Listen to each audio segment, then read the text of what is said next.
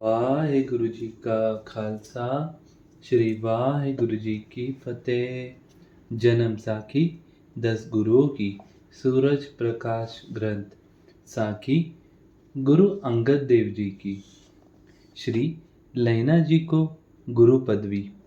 इस तरह श्री लैना जी की हर प्रकार की परीक्षा लेने के पश्चात गुरु जी ने आप जी को अपनी गद्दी का योग्य अधिकारी जानकर 17 आशात को 5 पैसे और नारियल आप जी के आगे रखकर 3 परिक्रमा की और पहले आपने माथा टेका, फिर सारी संगत से टिकवाया। धन गुरु नानक। तदुपरांत वचन किया कि आज से इनको मेरा ही रूप समझना। जो इनको नहीं मानेगा वह मेरा सिख नहीं होगा। धन गुरु नानक।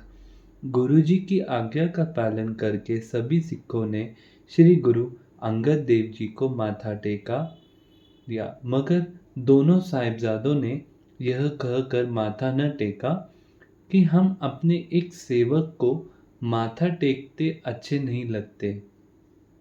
सत बलवंत डूम ने रामकली की वार में आप जी के चयन संबंधित इस तरह लिखन किया है।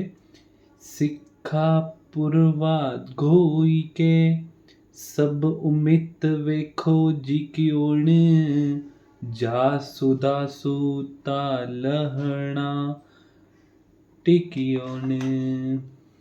श्री गुरु अंगद देव जी का खडूर आवास।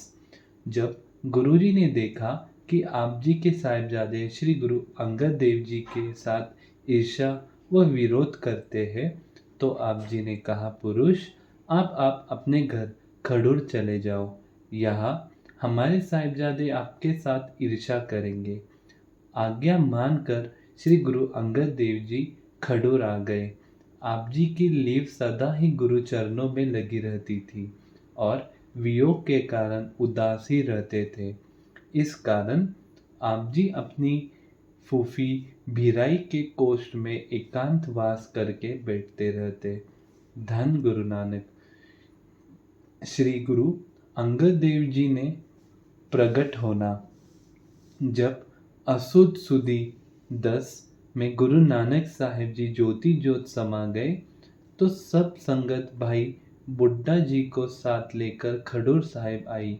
बाबा बुड्ढा जी ने आपको माथा टेक कर बड़े दुख से कहा कि गुरु बाबा जी ज्योति ज्योत समा गए हैं।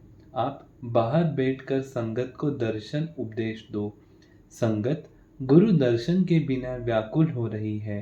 बुड्ढा जी से गुरु जी के बैकुंठ सिधारने की खबर सुनकर आप जी के नेत्रों में जल आ गया और वचन किया, जिस पियारे सिउ ने हो तिस आगे मरी चलिए, गृन जीवन संसार ताके पाछे जीवना। धन गुरु नानक। गुरु जी का नित्य कर्म। गुरु जी एक पहर रात रहती उठकर शौच करके हाथ पैर पानी से धोकर फिर दातुन करते थे। तदुपरांत ठंडे साफ जल से स्नान करके निर्विकल्प समाधि में लीन जाते थे। सूर्योदय के बाद संगत में बैठकर रबाबी से कीर्तन सुना करते थे।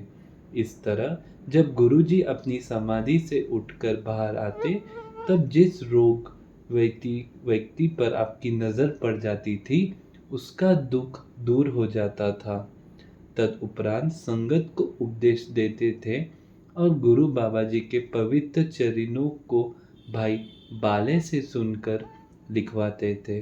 धन गुरु नानक। आप जी को जो कुछ संगत से माया आदि की भेंट होती थी, वह सब गरीबों अनाथों में बांट देते थे और बाकी जो बचता वह लंगर में दे देते थे।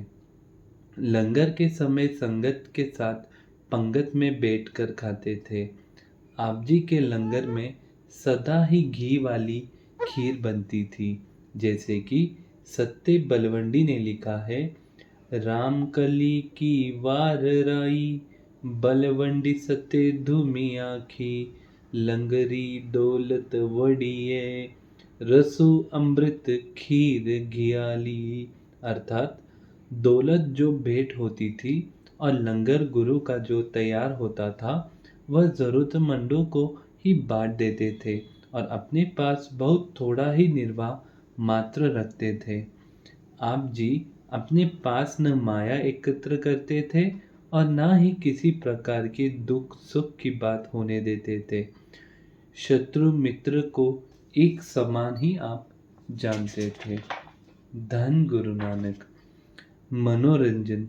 भोजन आदि खाकर आप जी कुछ समय विश्राम करके तीसरे पहर गांव के छोटे बालकों को इकट्ठा करके उनके खेल और कुश्तियां देखते करते थे।